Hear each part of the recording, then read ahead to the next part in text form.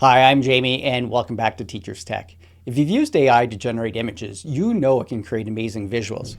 But the second you want to change something, the whole image falls apart.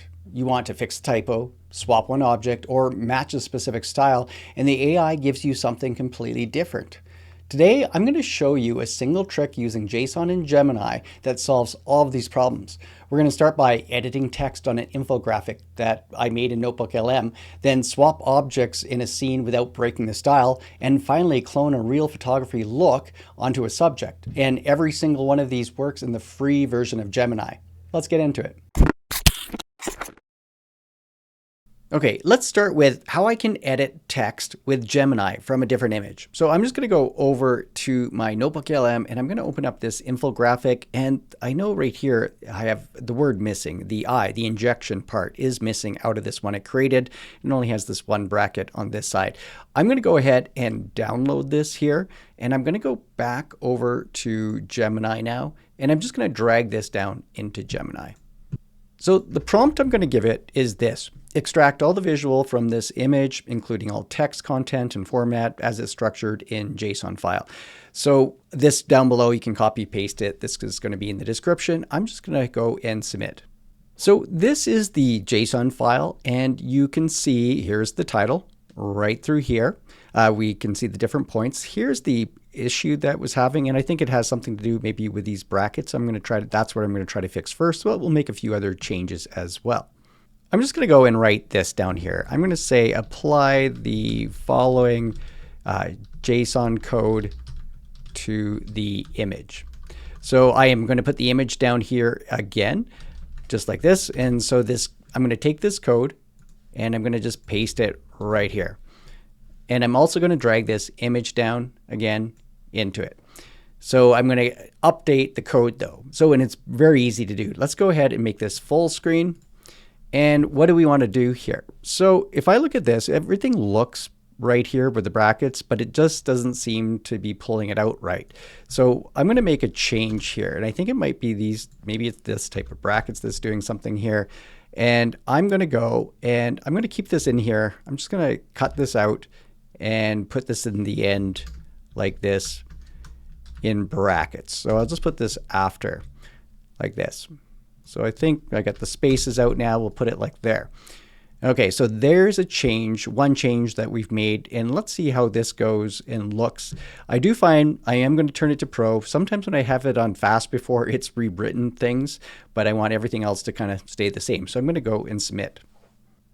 All right, it's all done. Let's take a look here, and we have our translunar injection. So this came out the way we want. I'm not sure what was causing the issue before, but notice everything stayed the same. All the text is the same in here, all the setup. But if we want to keep making changes, we can go back to this, and I'm just going to go back to the edit prompt, and maybe you decide, I want to change the title of this, and here's the title. So I'm just going to go and just paste in a new title. So it's just going to be Artemis, the Moon, and Beyond. I'm going to click Update. All right, let's check this out. Now I have a new title here. Everything else stayed the same here.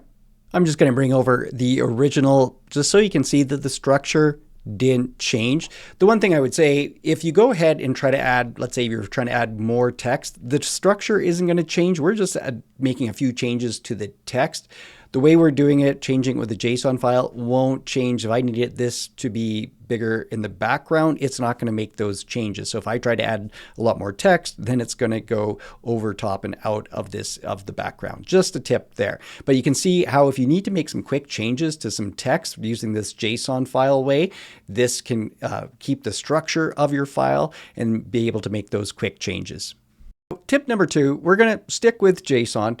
And just instead of asking Gemini to change the picture, we need to understand how it understands the picture. So this time I'm going to go and upload a file, and it's just going to be of this one right here. I'll just open this up so you can see what it is right here.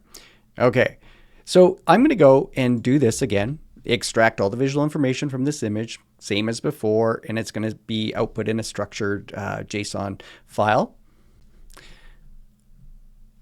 All right, so here's the breakdown of that classroom. We can see everything from the color palette to the lighting to the objects and details. And what I'm going to do is just put this into the prompt down below. I'm going to say generate a new image using the JSON data, but change the subject object from laptop to globe. So I'm going to go and copy this here and I'll paste it down. And I am going to put the upload files. I'm going to grab that one more time. And I'm just going to leave it on fast this time and submit. So here we go. Here is the new one. Here's the globe, and I'll just click on the other one, and it was a laptop here before, so it did change everything, but just the laptop. Everything else stayed identical between the two different ones. I would say a couple of weeks ago, this was different because Nano Banana 2 is a lot better at keeping consistent when you do prompt it. If I would have just said change it from a laptop to a globe, it's getting a lot better at keeping everything else the same. That being said, I just like it when it can break down and you can kind of see what the entire picture is of how it's being created with its DNA. And let me give you one more example here. Now, here's where we take that JSON trick a little further. What we did works great for illustrations and AI generated art, but what if you want to match a real photography style? So maybe we found a professional photo with beautiful lighting and you want to make all your images look like that. So if I go ahead, I'm going to go and upload a file, and let's say this is the headshot and you want to have a headshot that looks just like this.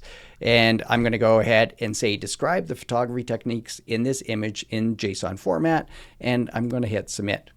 Now, with the JSON, you can see how everything's broken down from the photography analysis, lighting, optics and settings, color and tonality, post-processing, all that information is there. So I want to be taking this JSON information and apply it to one of my own photos. And how do we do that? Well, I'm going to go first of all, and I'll grab a photo that I have just in my gallery here, and I'll take this one. This is just me on a green screen. Nope, not doing anything, slight smile. And I'm going to go ahead and just put this at the beginning, generate a photo of this subject based on the following JSON file. So I'm going to go up top and copy the code and place it in right here. So I'm going to hit submit.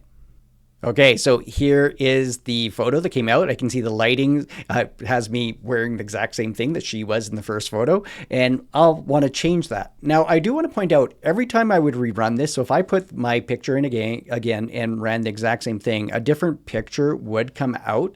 I'll give you an example. So I put the picture in, and I'm just going to put the exact same code that I just did, and I'll hit submit. Okay, let's say maybe I like this one better, but you can see it's slightly different. I'm looking at the camera from a different angle. I'm still wearing not what I want to be wearing. And if I like this picture better, I need to download this as the frame of reference here. So I'm going to go download this. And once this download, I need to place this one back into my prompt area. And because what I'm going to say is this: add a blue button-up shirt to the person in the JSON prompt. Now I'm going to go and grab the same prompt that I had up here and place it in here. So now it should keep everything the same. I'll go ahead and I'll hit submit. Now you can see the consistency here. So from the facial expression here to the same thing here, and all that changed was it was added to the shirt. And I just told Gemini to add that to the JSON code, and it updated for me. So let's recap. The JSON trick gives you surgical control over AI images. We used it to edit text on infographics without changing the design. We swapped objects in a scene while keeping the style perfectly consistent. And we cloned real photography styles onto a subject. The key prompt to remember is extract all visual information from this image and format it as a structured JSON file. That's your starting point for everything. Once you have the JSON, you can change anything while keeping everything else locked in. Thanks for watching This Week on Teachers Tech. I'll see you next time with more tech tips and tutorials.